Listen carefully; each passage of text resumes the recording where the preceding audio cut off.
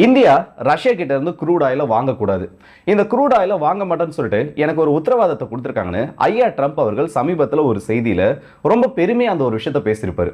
ஆனா ரஷ்யாவோட ஊடகம், ரஷ்யாவோட ஃபாரின் மினிஸ்டர் ஐயா ட்ரம்ப் அவர்கள் பேசின இந்த விஷயத்தை அப்படியே மாத்தி விட்டு, இல்லப்பா இன்னமும் எங்க கிட்ட இருந்து இந்தியா க்ரூட் ஆயில வாங்கிட்டு தான் இருக்காங்க, ஆக்சுவலா அவங்க எங்க கிட்ட வாங்குற அளவை விட இப்ப அளவுகள் அதிகமா இருக்குன்னு சொல்லிட்டு அதுக்கான சில தரவுகளை கொடுத்துட்டாங்க.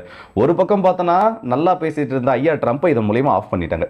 இன்னொரு பக்கம் பார்த்தனா பலுஜிஸ்தானுக்கும் டிடிபிக்கும் நாங்க சப்போர்ட் கொடுக்கறோன்றதுக்கு பாகிஸ்தான் கிட்ட எவிடன்ஸ் ஏதாச்சும் இருக்கா? நாங்க என்ன விதமான பிரச்சனையும் இந்த இடத்துல பாகிஸ்தானுக்குள்ள பண்ணணும்னு நினைக்கல, ஆனா தேவையில்லாம எங்க பக்கம் பிரச்சனையை திருப்பிடணும்னு நினைச்சாங்கன்னா அதை பண்றதுக்கும் நாங்க தயாரா இருக்கோம்னு சொல்லிட்டு பாகிஸ்தானுக்கு ஆப்கானிஸ்தான் ஒரு மிகப்பெரிய பதிலடி கொடுத்திருக்காங்க. ஸோ இந்தியாவை பொறுத்த வரைக்கும் இந்த ரெண்டு செய்தியுமே இந்தியாவை எதிர்த்து நிக்கிறவங்க இல்ல இந்தியாவை கொஞ்சம் மார்க் பண்ணணும்னு நினைக்கிறவங்களுக்கு நல்ல ஒரு ரிப்ளையே கிடைச்சிருக்கு. ஸோ இதை பத்தின தகவல்களை இந்த ஒரு பதிவில் பார்த்துருவோம். குறிப்பா ரஷ்யா இந்தியா ஆயில் பத்தின ட்ரேட். ஸோ வாங்க வீடியோக்குள்ள போயிடலாம். நான் உங்கள் எல்லாருக்கும் இது தம்பு கிஷோர் வழங்கும் டிபி ட்ரெண்டிங்ஸ்.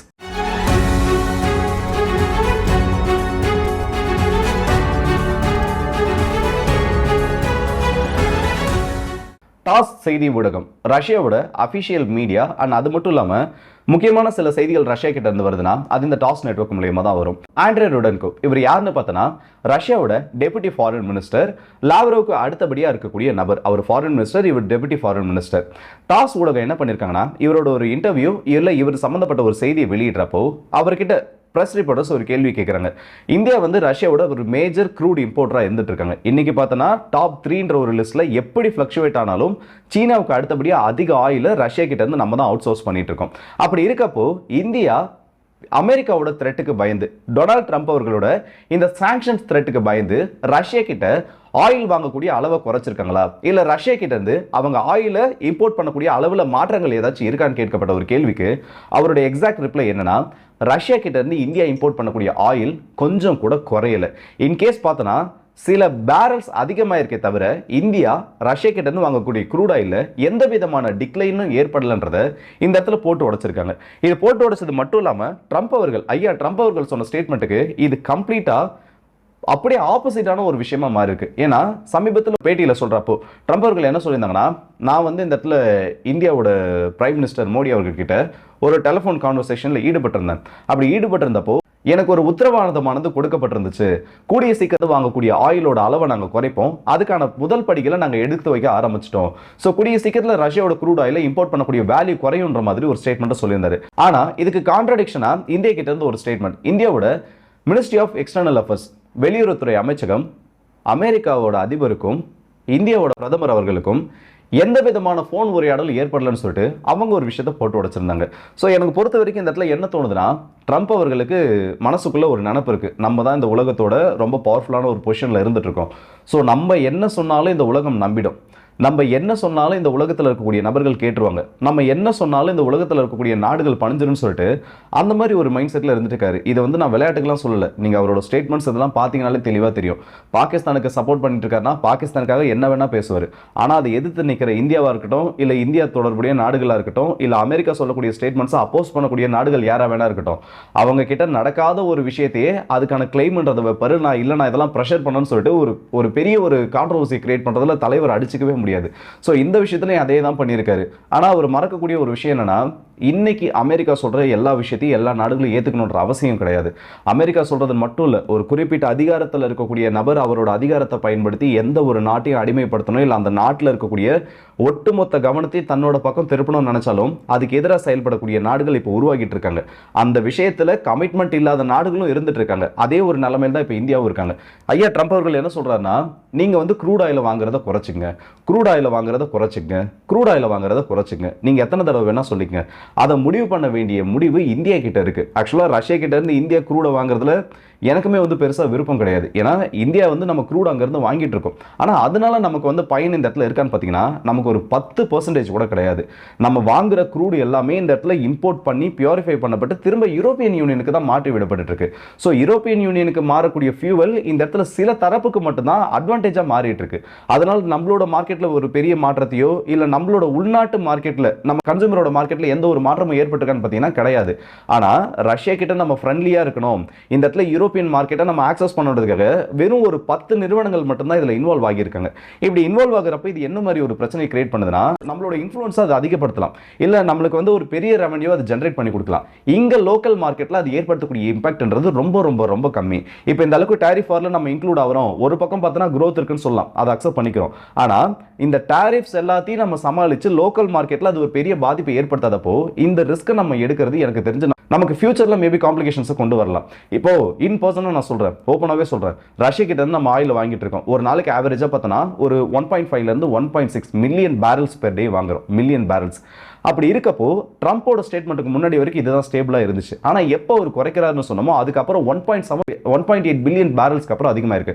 கடந்த ஒரு வாரத்தோட டேட்டா எடுத்து பார்த்தோன்னா இந்த ஷேடோ ஃப்ளீட்னு சொல்லுவாங்க, அந்த டேங்கர் ஃப்ளீட் மூலியமாகவே நமக்கு இந்தியாவுக்கு வரக்கூடிய ஆயில்ஸ்ன்றது 1.8 பில்லியன் பேரல்ஸ் பர் டே வரைக்கும் அதிகமாக இருக்கு. ஸோ ஆல்மோஸ்ட் பார்த்தோன்னா ஒரு 2 லட்சம் பேரல்கள் வரைக்கும் இந்த இடத்துல அதிகமாக இருக்கு ஒரு நாளைக்கு. ஸோ அதனால பெருசாக இந்த இடத்துல லோக்கல் மார்க்கெட்டில் எந்த ஒரு ஃப்ளக்சுவேஷனும் இல்லைன்றப்போ இந்த விஷயத்தை நம்ம அணுகக்கூடிய பார்வையும் நம்ம மாற்றி ஆகணும். நம்ம வந்து ரஷ்யா கிட்ட இணக்கமாக இருக்கணும், நம்ம ரஷ்யா கிட்ட வந்து நம்ம ரஷ்யா வந்து ரொம்ப நெருங்கின நண்பனாக வச்சிருக்கோம், எல்லாம் ஓகே தான். ஆனால் ரஷ்யா கிட்ட இருந்து வரக்கூடிய க்ரூட்னால இங்கே லோக்கல் மார்க்கெட்டில் ஒரு இம்பாக்ட் இருக்கணும். நான் எப்படி சொல்றது, நான் சொல்ல வரது உங்களுக்கு புரியும் நினைக்கிறேன்.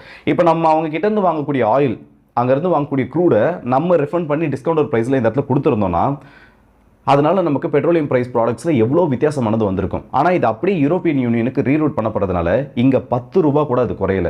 இதுதான் இன்னைக்கு நிதர்சனமாக இருக்கக்கூடிய உண்மை. அண்ட் இப்போ வந்து இதை வந்து நம்மளால பெருசாக வந்து குறை சொல்ல முடியாது. அதுக்கான காரணம் என்னன்னா, இன்னைக்கு மார்க்கெட்டில் டிஸ்கவுண்ட்ன்றது பெருசாக கிடையாது. இப்போ உதாரணத்துக்கு சொல்கிறேன், ஏன்னா போன வீடியோவில் சொல்லியிருந்தாலும் ஒரு பேரல் என்ன $100 விற்குதுன்னு சொல்லிட்டு ஒரு எக்ஸாம்பிளுக்கு சொல்கிறேன். ரஷ்யா கிட்ட நம்ம ஆரம்பத்தில் வாங்கணும்ல க்ரூட் ஆயில், அது வெளி மார்க்கெட்டில் ஒரு பேரல் $100 விற்றுனா ரஷ்யா நமக்கு இந்த இடத்துல ஒரு பேரல் $35 $40 கொடுத்துருந்தாங்க. அப்போ நம்ம ரஷ்யா கிட்ட வாங்கின பேரலோட அளவுலாம் பார்த்தோன்னா 3 மில்லியன் 4 மில்லியன் வரைக்கும் போச்சு. ஸோ ஒரு ஷிப்மெண்ட் நமக்கு வருதுன்னு வைங்க, அதன் மூலியமா ஏகப்பட்ட ரிசர்வ்ன்றது, ஏகப்பட்ட டாலர் இன்கம்ன்றது நமக்கு கிடைச்சிட்டு இருந்தது.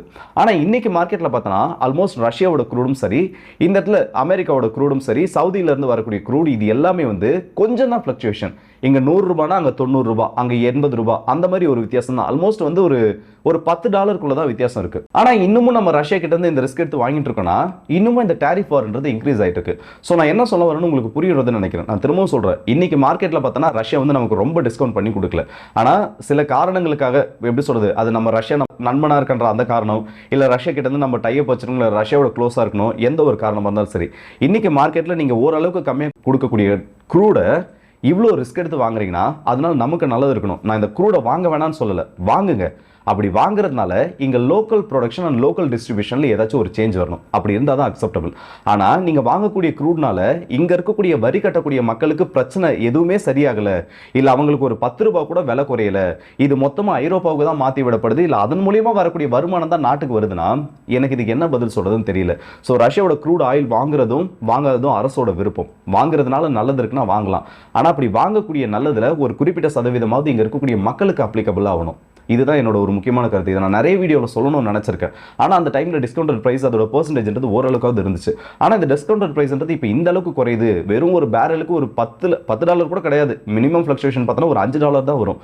அப்படி இருக்கப்போ இந்த ஒரு இன்கம் கொண்டு வரணுன்றதுக்காக மற்ற நாடுகளுக்கு நம்ம சப்ளை பண்ணிட்டு இருக்கோம்.